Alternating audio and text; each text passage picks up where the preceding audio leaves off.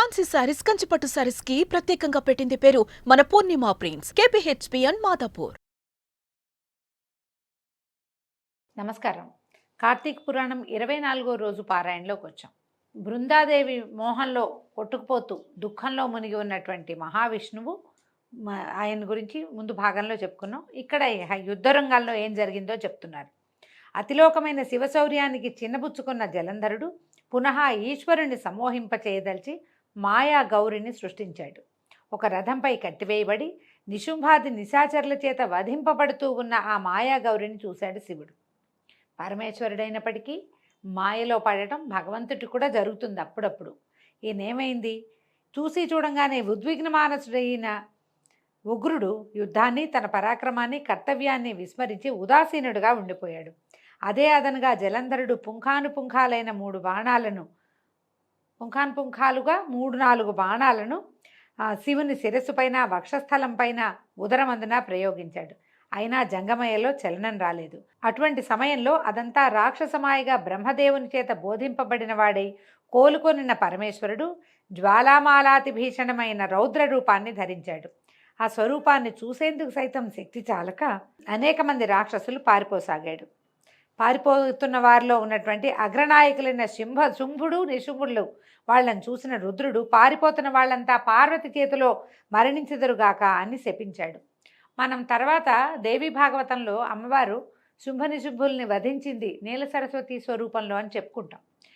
ఆమె చేతిలో మరణిస్తారని రుద్రుడే ఈ యుద్ధంలో శపించాడని, కాలాంతరంలో వాళ్ళు అక్కడ మరణించారని దేవీ భాగవతంలో చెప్పబడుతుంది.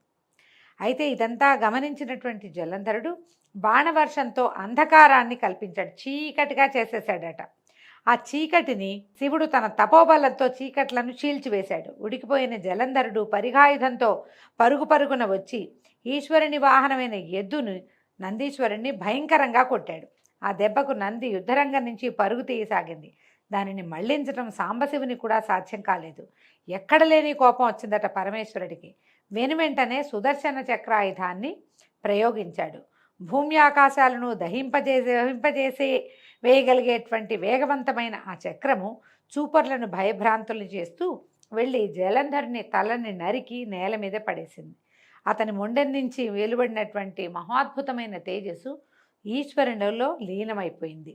బ్రహ్మాది దేవతలందరూ సంతోషాంతరంగులు, అవనత శిరస్కులు అయ్యి ఆ చంద్రశేఖరణకు ప్రణమిల్లారు, స్తుతించారు, పరిపరి విధాలుగా కృతజ్ఞతలు చెప్పుకున్నారు. అనంతరము బృందామోహితుడై అడవులలో పడి అల్లాడిపోతున్న విష్ణువుని స్వస్థుని చేసే ఉపాయాన్ని కూడా అనుగ్రహించమని కోరగా అందుకు గాను పరాశక్తిని వేడుకోమని చెప్పి జయజయధానాల నడుమ సకలగణ సమేతుడై ఈశ్వరుడు కైలాసానికి వెళ్ళిపోయాడు. శివాజ్ఞ ప్రకారం దేవతలు మహామాయని ప్రార్థించడం మొదలుపెట్టారు. దేవతలు చేసిన మహామాయా స్తోత్రం అద్భుతమైనదటండి. అర్థం చెప్తున్నాను. ఈ మహామాయా స్తోత్రము అని కనుక మనం సెర్చ్ చేసి వెతికి పట్టుకుని చదువుకోగలిగితే చాలా బాగుంటుందట. ఎక్కడా కూడా మనం తల్లకిందులయ్యే పరిస్థితి రాదు. అంటే ఒక్కొక్కసారి మనుషులం కదా, మనం రోజు మాయలోనే పడతాం, మనం ఉండేదే మాయలో. దాంట్లో నుంచి మనకి తర్వాత గతి ఏమిటి అనేది తెలుస్తుందట. దొరికిన వాళ్ళు ప్రయత్నం చేసుకోవచ్చు. సృష్టి స్థితి లయలకు కారణమైన సత్వరజస్తమో గుణాలు 3 దేని నుంచి పుట్టాయో ఆ దేవి యొక్క ఇచ్చ వలన లోకంలో జనన మరణాలు సంభవిస్తున్నాయో అటువంటి మూల ప్రకృతి మహామాయకి నమస్కరిస్తున్నాం. అంటే ఏ దేవి వల్ల ఇవన్నీ పుట్టి మళ్ళీ లీనమవుతుందో ఆ దేవికి నమస్కరిస్తున్నాము. ఏదైతే 23 భేదములతో చెప్పబడిన సమస్త లోకములను అధిష్ఠించినదో, వేదములలో సైతము దేని యొక్క రూపకర్మములు కీర్తింపబడుతున్నాయో అట్టి మూల ప్రకృతికి నమస్కరిస్తున్నాము. దేని యందు భక్తుడైన వాడు దరిద్ర మోహ భయ పరాభవాల్ని పొందడో, ఏదైతే తన భక్తుల యందు ఎడతగని ప్రేమ కలతో ఆ మూల ప్రకృతికి నమస్కరిస్తున్నాము.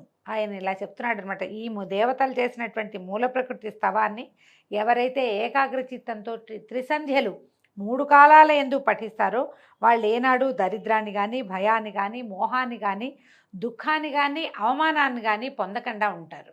ఇక ప్రస్తుతంలోకి చెప్తున్నాడు నారదుడు. ఈ విధంగా దేవతలు ప్రార్థన చేయంగానే ఆకాశంలో జ్వాలాయుతమైన అద్భుతమైన తేజస్సు ఒకటి పడుచూపి, ఓ దేవతలారా, త్రిగుణాల రీత్యా నేను త్రిమూర్తులను ధరించి ఉన్నాను.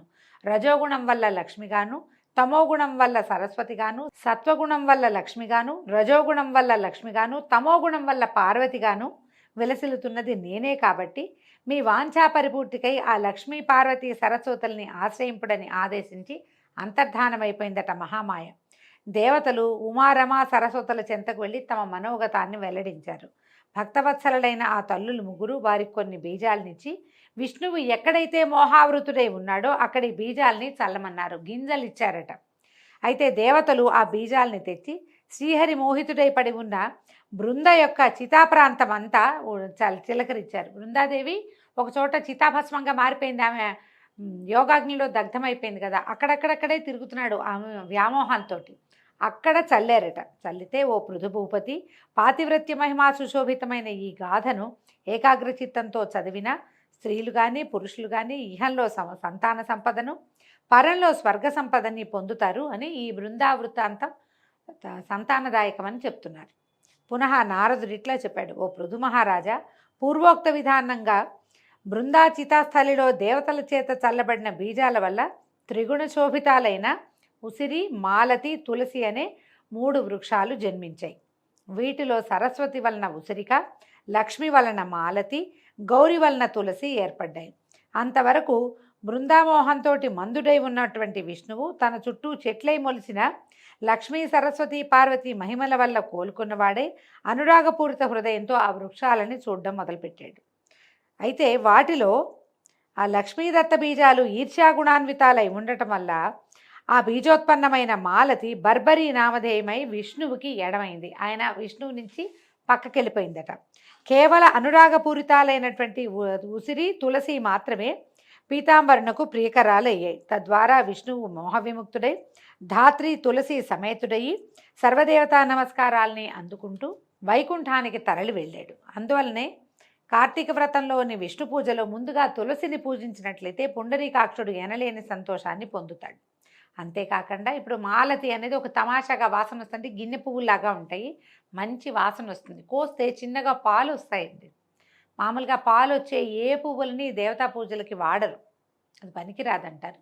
మాలతి వృక్షం ఇట్లా జన్మించిందట. వాసన మాత్రం మహాద్భుతంగా ఉంటుంది.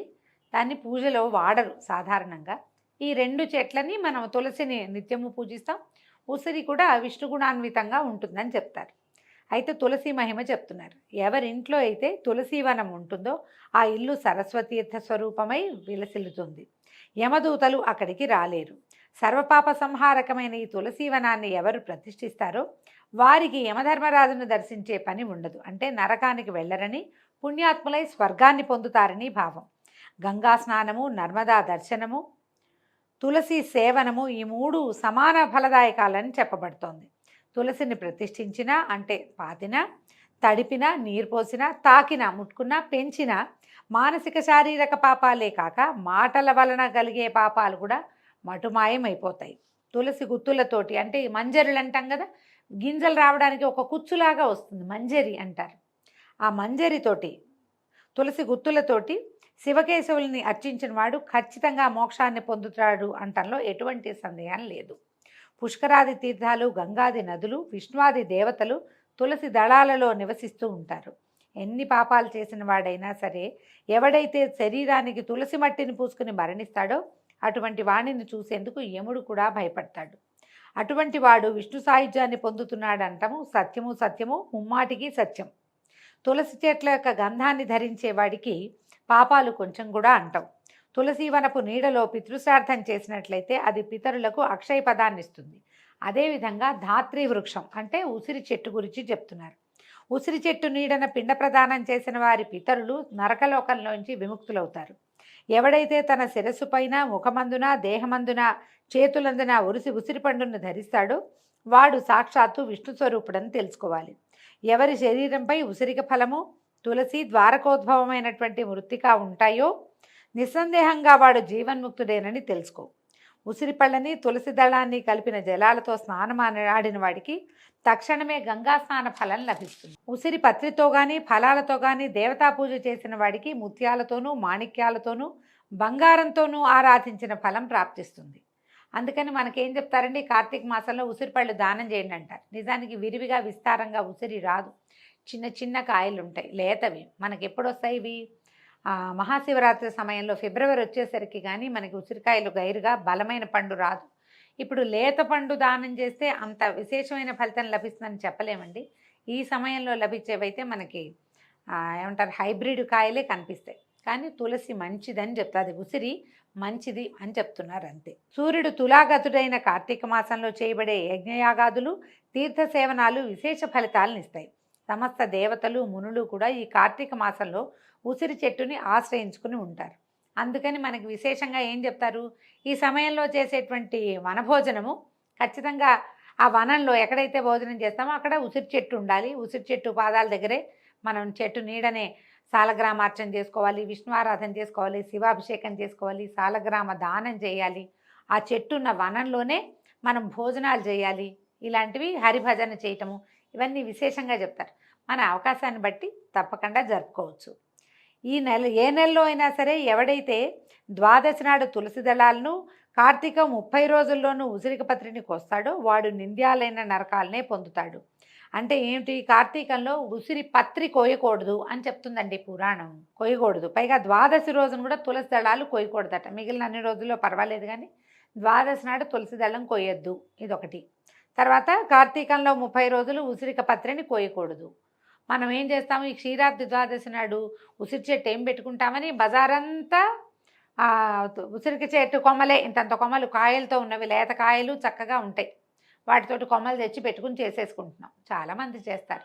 అందరూ ఉసిరికి చెట్లను భరించి పెట్టుకోలేరు కదా. మనం ఈ పాపమే చేస్తున్నామండి, ఇది తప్పని చెప్తోంది పురాణము. వచ్చే సంవత్సరం జాగ్రత్త పెడదాం. ఏదైనా చిన్న తులసి చెట్టు తెచ్చుకుని 3-4 కలిసి ఒకే చోట ఉసిరి ధాత్రి తులసి కళ్యాణం చేసేసుకుంటే సరిపోతుంది. మరి అవకాశం ఉన్నవాళ్ళు ఆలోచించండి. వచ్చే ఏడాది ఏం చేయగలమో మనం ఇప్పుడే ఆలోచించుకొని పెట్టుకుంటే బాగుంటుంది.